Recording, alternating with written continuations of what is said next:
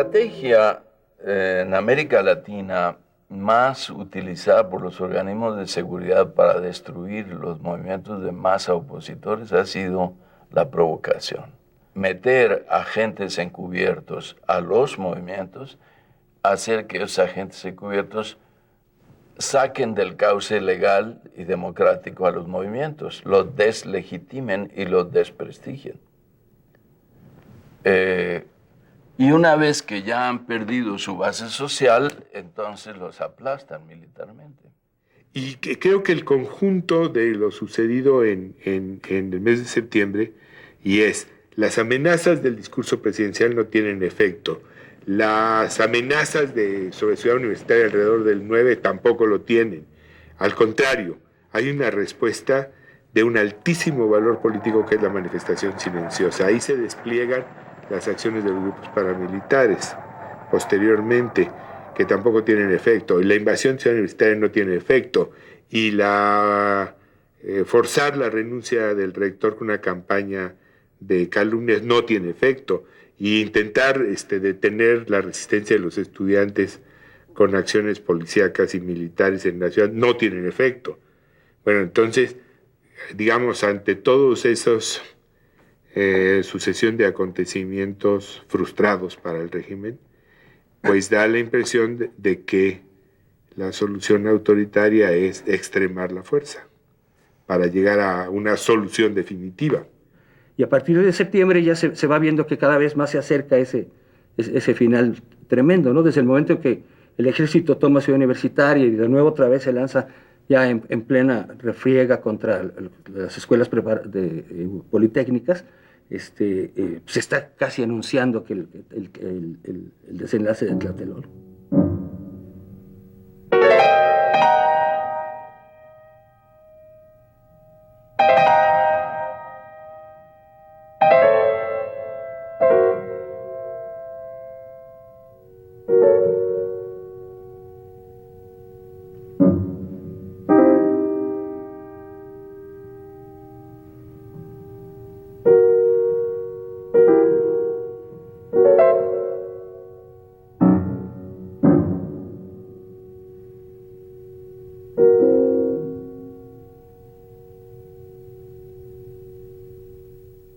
Una de las medidas de seguridad que habíamos tomado, que es otra ingenuidad, era que no estuviéramos presentes simultáneamente en los actos públicos todos los miembros del Consejo Nacional de Huelga, sino que estuviera distribuido, que algunos compañeros no asistieran a los actos, precisamente para asegurar que quedaran en libertad compañeros en caso de represión. En mi caso, se suponía que yo no debía estar en Tlatelolco, y lo que hice fue llevar en el carro a un par de compañeros que sí debían de estar y quedarme en la plaza, no en el tercer piso del Chihuahua donde estaban los compañeros, de manera que a mí me tocó vivir estas cuestiones desde ese espacio. Yo estaba en el tercer piso del edificio Chihuahua, donde estaban los micrófonos y los aparatos de sonido. Cuando comenzaba el meeting, a mí me avisaron algunos compañeros: oye, hay gente muy rara, hay unos muy pelones, muy rapados, fortachones, aquí alrededor del edificio. Pero, pues, ¿qué hacíamos? Pues, bueno, otro yo me dijo: oye, hay tanques en las calles vecinas. Pues siempre había habido tanques. Había mucho nerviosismo en la tribuna. Los helicópteros no dejaban de sobrevolar la plaza. Había camiones militares y de policías y granaderos estacionados en los alrededores de Tlatelolco.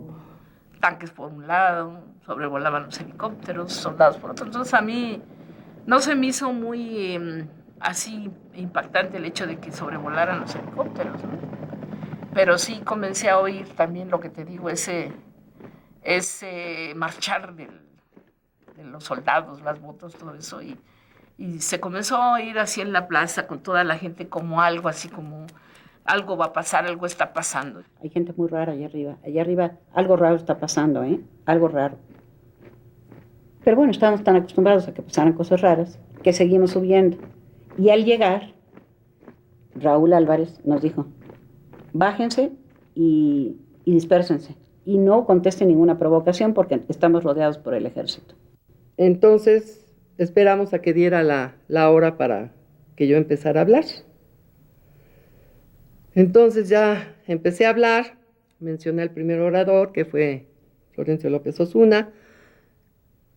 Cuando estaba mencionando al segundo orador, empezamos a oír el helicóptero, vemos pasar, estamos así en el edificio, y del lado izquierdo, donde está la iglesia, vemos caer una luz verde. Entonces me dicen, grita que son de Salva. Entonces, no corran, son de Salva, no corran, son de Salva. Entonces me quitan el micrófono y entonces lo tomó Florencio López Osuna. Bueno, no sé quién era el orador, no recuerdo, creo que era el Flaco Osuna, arrebata el micrófono Sócrates cuando ya viene el ejército. Pero hasta entonces viene el ejército, cercando, corriendo contra el mitin desde el puente de Tlatelolco. Y entonces creo que se oyen los primeros disparos, entonces no corran, compañeros, no corran, es una provocación, dice Sócrates, ¿no? Y Florencio López Osuna se queda sin habla y es cuando yo le quito el micrófono y le digo que lo mejor era que no corríamos porque se veía una provocación. Los compañeros dicen, calma, no se preocupen, no va a pasar nada, todo está tranquilo, o sea, pues no esperábamos nada. Y yo estaba viendo al tercer piso, porque estoy exactamente enfrente, en la explanada. Y sí, lo único que vi que en ese momento fue que al que estaba hablando, lo agarró así, un guante, así. Yo lo vi clarito como lo echan para atrás. Y a otros. Fueron retirados del micrófono con violencia y apareció un personaje alto respecto a los demás, con un traje oscuro, que empezó a disparar sobre la plataforma y sobre los soldados que se acercaban. Esto en el extremo derecho del balcón del tercer piso. Y de inmediato la respuesta de cientos de armas en una balacera tremenda, ¿no? Quien dirigía esa operación era el subdirector de la Dirección Federal de Seguridad. Era un hombre de apellido Llanes. Lo puedo decir ya sin miedo, o espero que no me pase nada. Un individuo de apellido Llanes, y fue el hombre el primero que dispara desde el tercer piso contra la multitud, ¿no? Entraron los agentes y el cuerpo de Batallón Olimpia sometieron a todos los estudiantes que estaban en el piso. Entonces todos corrimos hacia el elevador. ¿Y qué nos encontramos? A los de guante blanco con metralleta. Ahora, hijos de tal por cual, para atrás. Para atrás y al suelo, si no aquí los tronamos. Yo fui quizá el último, no por valiente, sino por bobo, en ser detenido, porque estaba recargado en el barandal, pensando que por qué la gente corría para un lado, venía hacia el edificio, y luego se había dado el frenón, como una ola que pega con algo, y se había regresado. Yo no veía al ejército que avanzaba por abajo del edificio, ya ves que están montados como en zancos. La gente vio al ejército que también venía por acá, vio al que tenía a sus espaldas y echaron a correr hacia el edificio para irse. Y vieron que el cerco era total. Y yo estaba en esas meditaciones, porque se regresaron cuando me apergollaron por acá y yo al suelo. En ese instante vi al de la esquina derecha, un alto fornido, sacar un pistolón y empezar a disparar sobre la gente al azar, así, pum, pum, no al aire, sino sobre la gente sin apuntar. Tras. Entonces dije, pues nos van a matar. se apoyó en uno de los postes que tiene el tercer piso del edificio Chihuahua. Hay dos columnas. Se apoyó en una como cubriéndose y empezó a disparar sobre la gente, sobre los que estábamos abajo. Y ya para ese momento había entrado el ejército y estaba mezclado con nosotros. Entonces, los que estaban arriba estaban disparando sobre nosotros y sobre el ejército. Y cuando el ejército vio esos fogonazos, estuvo absolutamente convencido de que éramos nosotros. Por eso dieron la orden de contestar el fuego contra otros militares. Y el fuego empezó a dar contra el techo y luego fue bajando. Y entonces ya nos pidieron, nos gritaron que nos echáramos al suelo. Y ellos se asustaron. No traían ni siquiera un walkie-talkie para comunicarse con los mandos del ejército y decir, somos el batallón Olimpia. Entonces comenzaron a gritar a coro. Tirados en el suelo, aterrados, parapetándose con el barandal, que para suerte de ellos y de nosotros es de concreto. Y entonces 1, 2, 3, batallón Olimpia, no disparen. Entonces ellos empezaron a gritar Blanco Olimpia. Entonces todos empezamos a gritar Blanco Olimpia. Entonces nos dijeron que nos calláramos, pues, si no ahí nos tronaba. Llego a las 6:05. Subo la escalinata, allí a la plancha de la plaza, aparece un helicóptero, lanza una luz verde, sigue girando así alrededor del edificio Chihuahua. La tribuna está en el edificio Chihuahua. Yo me dispongo a subir al edificio porque soy el quinto orador. En fin, una situación así. Y aparece otra vez el helicóptero y lanza una luz roja. En el momento que aparece la luz de bengala roja, unas detonaciones ensordecedoras. De todos lados llovía metralla.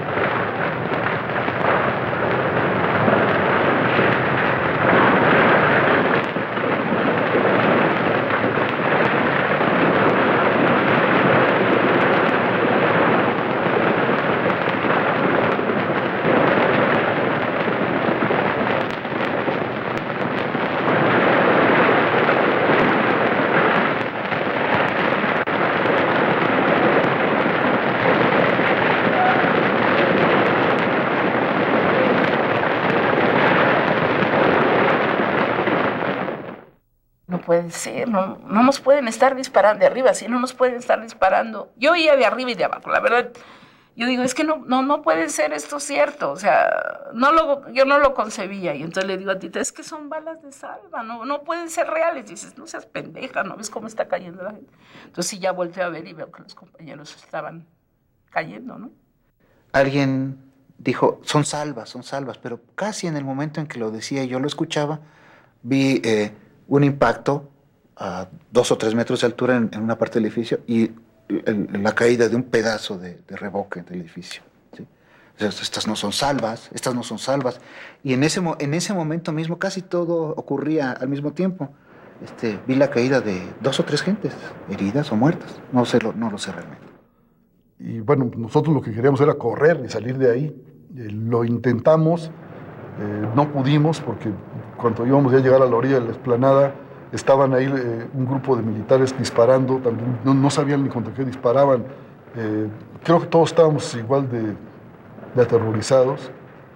volvimos de nuevo a la explanada buscando el cobijo de más gente, y fue cuando los militares de plano ya nos obligaron a tirarnos al suelo. Algunos los jalaban, a otros de un culatazo los tiraban, porque pues, la posición menos riesgosa en medio de la balacera pues, era estar en el suelo. Y ya para ese momento los balazos llegaban de todos lados. Uno podía oír perfectamente que llegaban de arriba y de abajo y de todos los lados. Pronto cae cerca de mí un joven, pronto lo auxiliamos otro amigo mío y yo a este joven que no conocíamos. Pronto nos dimos cuenta que era un balazo, le entró en un glúteo, pero emanaba tanta sangre que era una bala de mucho calibre, probablemente expansiva, no lo sé en este momento.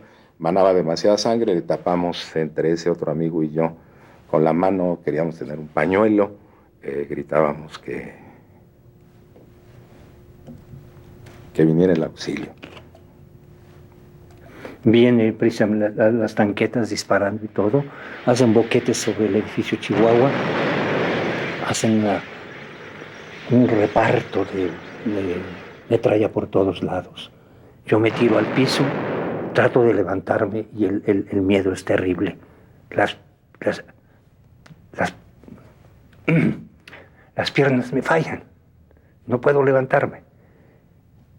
Aquí viene lo más tremendo de mi vida, terrible, y el compromiso más grande de mi vida.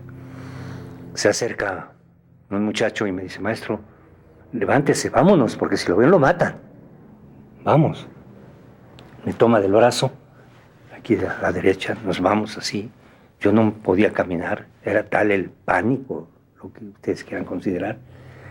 Caminaríamos, no sé, yo creo que unos 10 metros, no puedo calcular. En el momento en que voy aquí con él, una bala le atraviesa la cabeza. Esa bala era para mí, un chamaco de 18, 20 años, universitario, poli, de la normal, de alguna escuela particular, campesino, obrerito, quién sabe. Ahí cayó a mis pies. Recuerdo el fragor del fuego, de las armas que se dispararon en ese momento, en todas direcciones, y de un grito que todavía me tiene muy conmovido, que es hay que salvar a los muchachos del consejo, hay que salvar a los del consejo. Como esta idea de que había que salvar a los compañeros del consejo porque eran los que garantizarían la continuidad, ¿no? Una protección a la dirección. Y nos metimos en el edificio de al lado y empezamos a subir escaleras tratando de encontrar una azotea, porque pensábamos que si los tiros venían de arriba, pues si estábamos arriba no nos tocarían. Pero en las escaleras de los edificios había gente que subía y gente que bajaba y gente que subía. Y de pronto se abre una puerta de un departamento y una señora nos dice: métanse.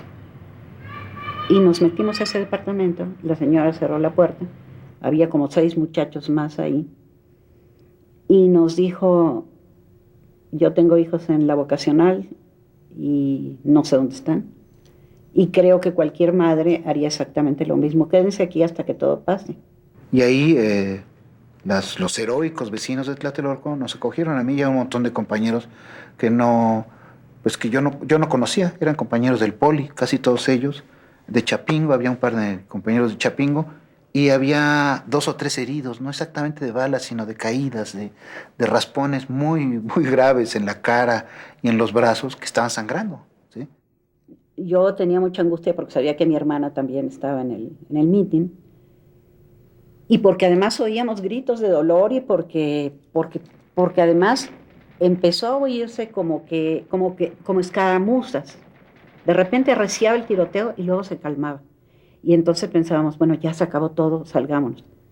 Empezábamos a tratar de incorporarnos, a salir, y empezaba otra escaramuza y otros tiroteos. Llovió Y como a las 11 de la noche hubo un periodo largo en el que ya nada más se oían órdenes militares. Hubo un momento, tal vez como a las 8, las 9, en que oímos sobre el piso, oímos las botas de los soldados subiendo. Y creo que para mí ese fue el momento de realmente dejarme llevar por el terror. Siempre tuve miedo. Saliendo a la calle, en los mítines, yo siempre tenía miedo. Pero en ese momento sí me entró un pánico terrible porque me daba mucho miedo el ejército.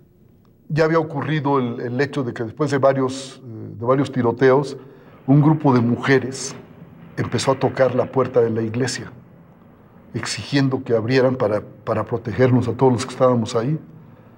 Y el sacerdote que estaba al frente ahí, como responsable de la iglesia, se negó. Y esta señora nos dijo, bueno, vamos a ver cómo salimos. Miren, ponte este rebozo. Me puse el rebozo. Tómense de mis manos y vamos a pasar entre los soldados diciendo que yo tengo hijos pequeños y que tienen hambre y que voy a buscar leche. Vamos a ver si nos dejan pasar.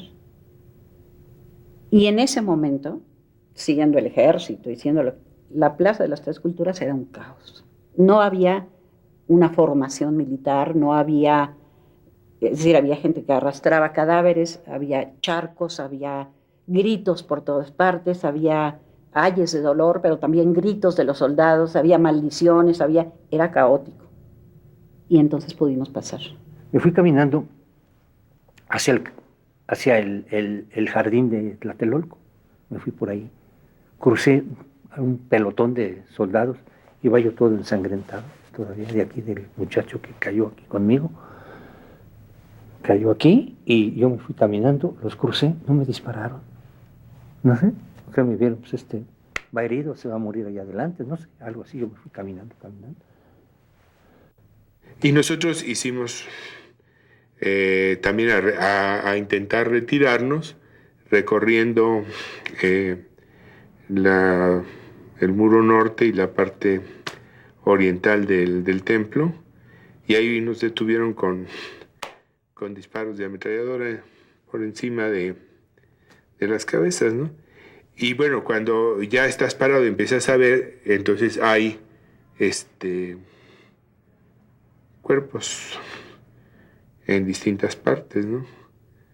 Me tocó esa cosa sanguinaria. Yo estuve en el área de donde caen muchos en la plaza. Estuve en el área donde más número de personas cayeron heridos o muertos, y estuve en el área donde más tarde, me toca en esa área donde más tarde presenciamos cómo toman a los heridos y los lanzan a los camiones. Gritábamos, éramos temerarios, con mucho miedo, pero sí gritábamos que no hicieran eso. Nos colocaron contra paredes y nos hicieron quitarnos los cinturones. En mi caso y en los de la fila donde yo estaba, no nos quitaron la ropa, sino solo los cinturones y eventualmente los zapatos, no a todos los zapatos, pero los cinturones sí, y alguna chamarra o saco también nos la quitaban para dejarnos solo en camisa o playera.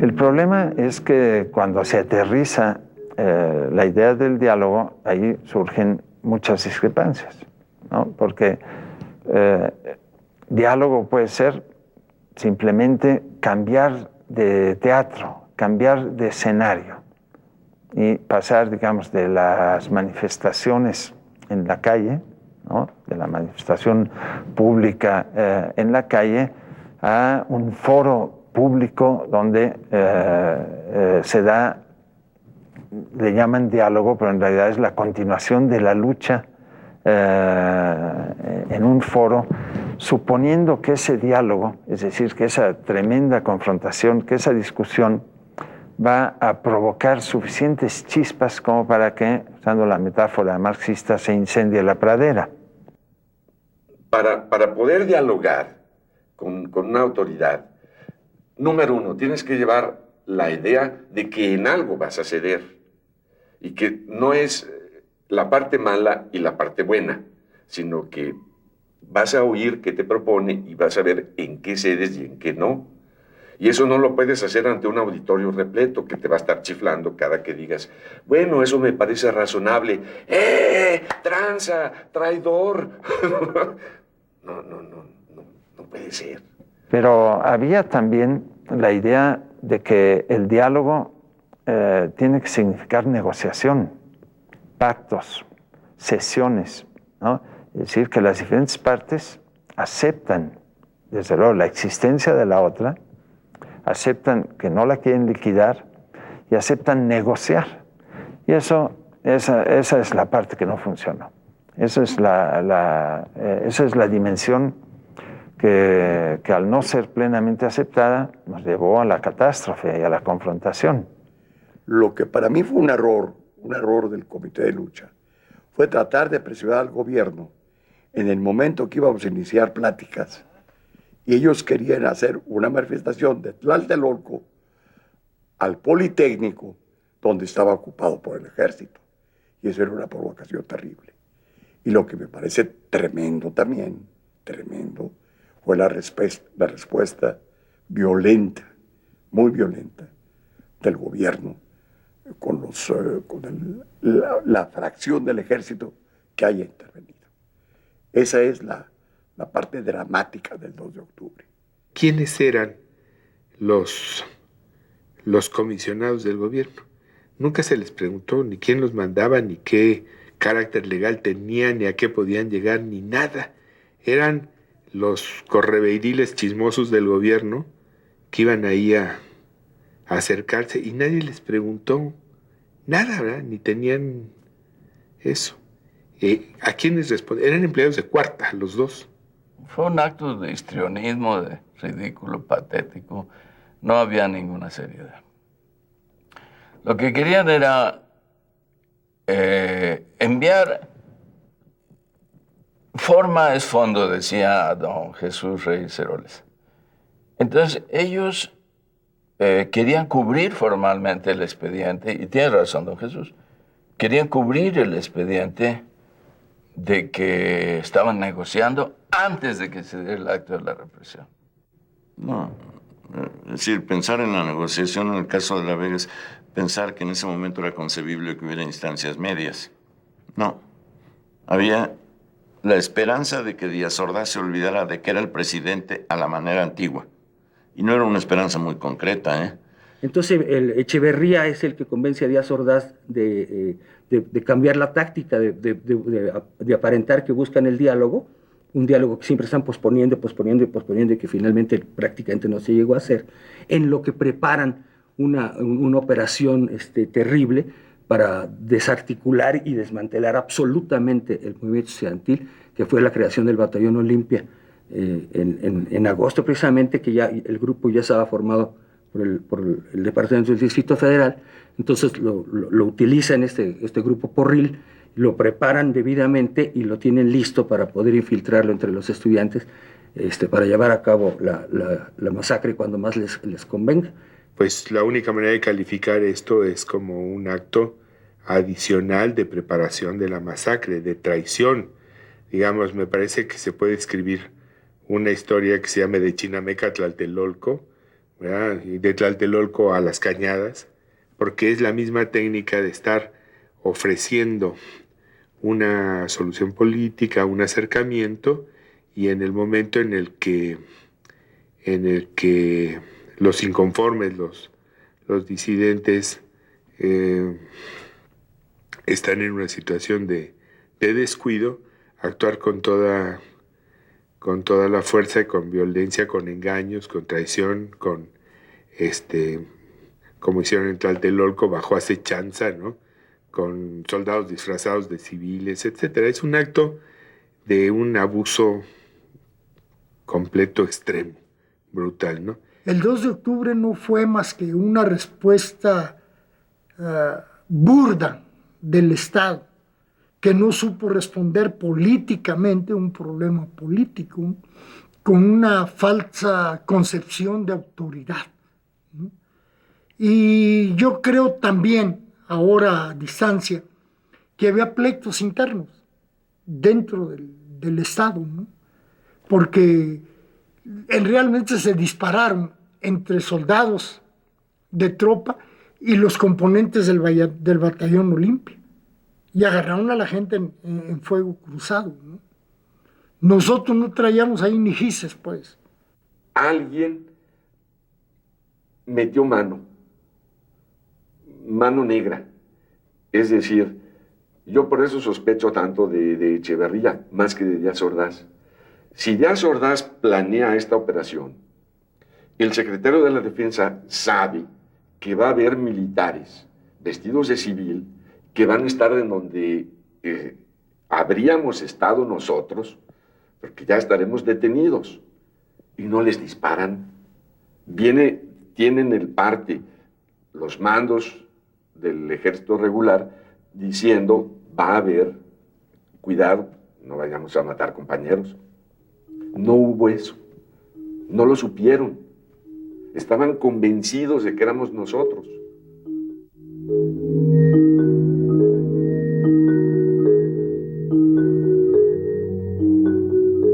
Un día, el día 1 de octubre, nosotros no nos sacaban a hacer fajina, o sea, a limpiar el patio, a barrer, no. Me separan de todos mis demás compañeros y a las 6 de la mañana, me sacan a hacer fajina a mí. Y estaba yo haciendo fajina y me llegan unos guardias del penal, ¿no? Y dicen, ahora sí te cargo. Pues yo qué onda, no vente. Y me llevaron a la celda donde me habían aislado la noche anterior y estaba escrito con carbón y con falta de ortografía: chingue a su madre Díaz Ordaz, su padre cabeza de vaca. Ganas no me faltaban de hacerlo, pero no lo había escrito yo. Entonces no tenía ni con qué escribirlo, pues. Y entonces querían que lo limpiara, ¿no? No lo voy a limpiar, yo no lo hice. Y me agarraron, yo tenía pelo, no crean que siempre estaba así, tuve pelo en un tiempo. Me agarraron y empezaron a restregar contra aquello, ¿no? Contra el letrero, y ahí me dejaron, me encerraron, y eran las 10:30 de la noche, cuando yo, estando ya en manos de un juez, ya nadie me podía tocar supuestamente, porque ya estaba yo en manos, ya había rendido mi declaración, ya estaba en manos del juez. Llegan las gentes del Estado Mayor Presidencial y me dicen, ahora sí, te cargo. Y a las 10 de la noche me sacan y me llevan y me entregan a los militares en el campo militar número 1. Y ahí me capuchan y me encueran y me encapuchan, ¿no? Y paso toda la noche bajo tortura en el campo militar. Ya sabes, la presión psicológica, el impacto normal, ¿no? Que te encapuchaban y que te sacaban y te decían, te vas a fusilar. Y no sabes si era de mentira y si es verdad. Llega un momento en que perdías inclusive toda esa visión, ¿no? Y de repente escuchabas por allá un tiro y llegaba un cabrón y te decía, no vas a decir nada, pero ya le dieron en la madre a cabeza de vaca, ¿no? Cosas por el estilo, y apunte en fuego y ya, vámonos, ¿no? No, pues nos hicieron talco, ¿no? A mí, en especial, me torturaron, me agarraron de... Yo supongo que estudiaron muy bien las circunstancias, ¿no? Y seleccionaron a las personas, ¿no? Yo era un más vulnerable, ¿no? Por mi edad, por todo. Total que me dieron duro hasta que me hicieron confesar cosas que no quería decir. Sobre todo la ubicación de Marcelino Perelló. Me hicieron decir... No, yo no sabía dónde estaba Marcelino, pero sí conocía una dirección que él, a la que él acudía, ¿no? Y yo la di a base de golpes me sacaron eso. Por muchos años me afectó, esa confesión me destruyó prácticamente, ¿no? Me hizo sentir culpable por muchos años y me hizo pensar incluso en el suicidio. En el campo militar, por ejemplo, en contraste, era una cosa muy reiterada, era intentar reconstruir quiénes estaban en el tercer piso, porque yo estaba seguro que a todos del tercer piso los habían matado, a todos. Entonces, ¿quién estaba en el tercer piso? Pues fulano y fulano y fulano y fulano y tal, y de nuevo, ¿y quién estaría? ¿Y dónde está Perengano? ¿Y qué pasó con ese tipo de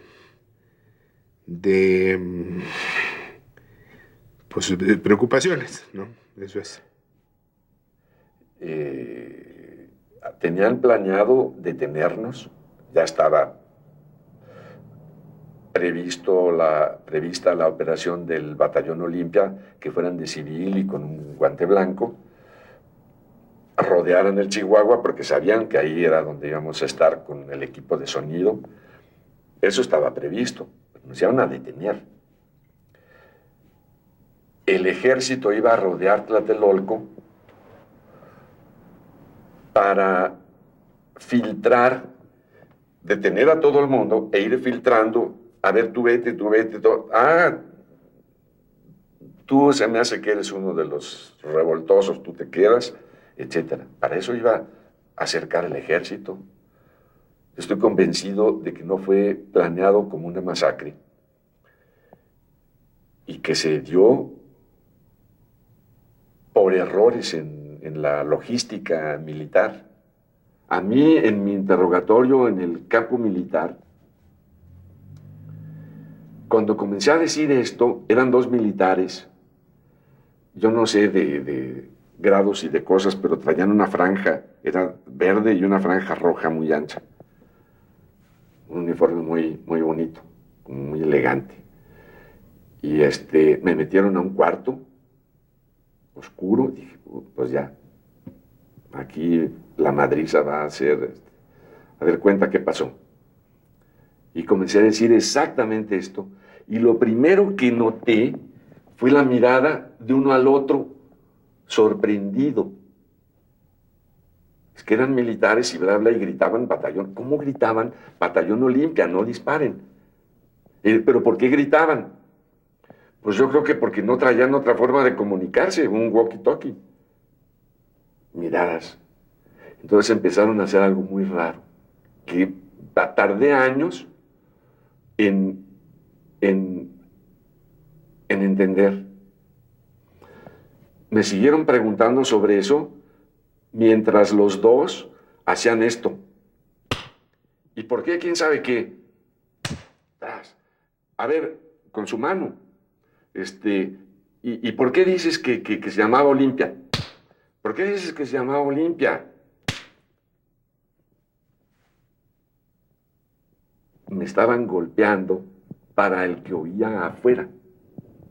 No me pusieron un solo golpe, ni uno.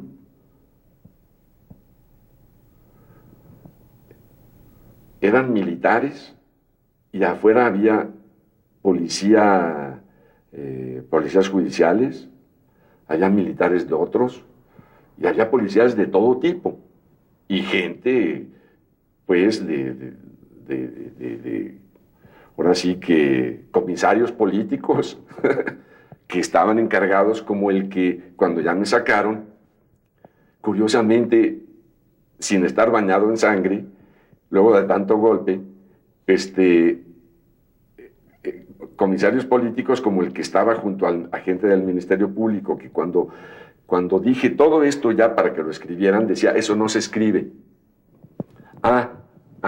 Estos dos militares, los golpes, hacían la pregunta y esto y lo otro. Cuando ya dije todo esto que acabo de contar, me dijeron, mira, pero así, mira, vas a salir ahorita y vas a decir al Ministerio Público todo esto exactamente como nos lo acabas de contar. No cambies nada. No, pues ¿por qué lo voy a cambiar? Así fue. Y salí yo muy tranquilo ya.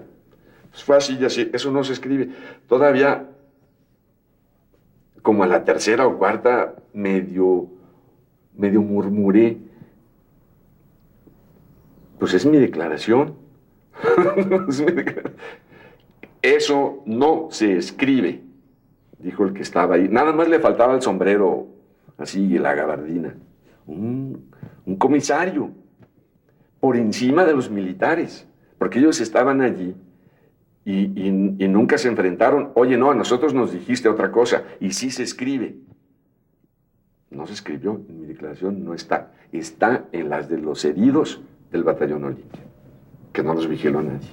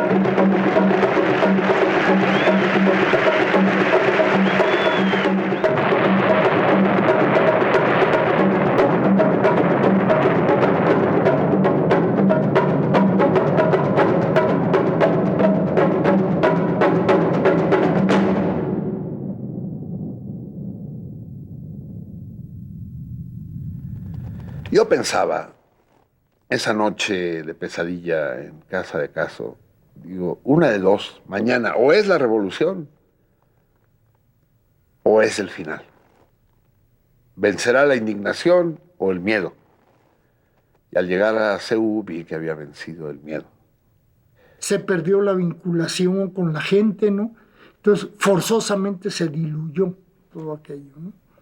Total, que el 4 de diciembre, en uno de los días más tristes de mi vida, el CNH decide levantar la huelga. La peor joda en la cárcel no son los policías, sino son los presos. Yo te puedo decir que yo conocí al mejor ser humano dentro de la prisión, pero también conocí al peor. El momento más tremendo del temor lo viví esa noche. Cuando nos sueltan a todos los presos comunes en contra de nosotros, ¿no?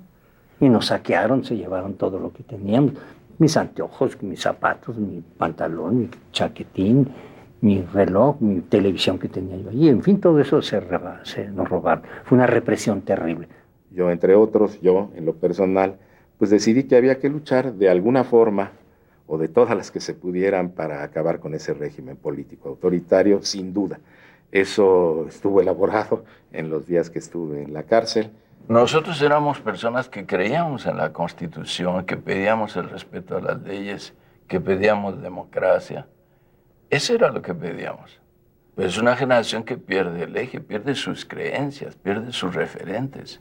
Entonces camina a la locura.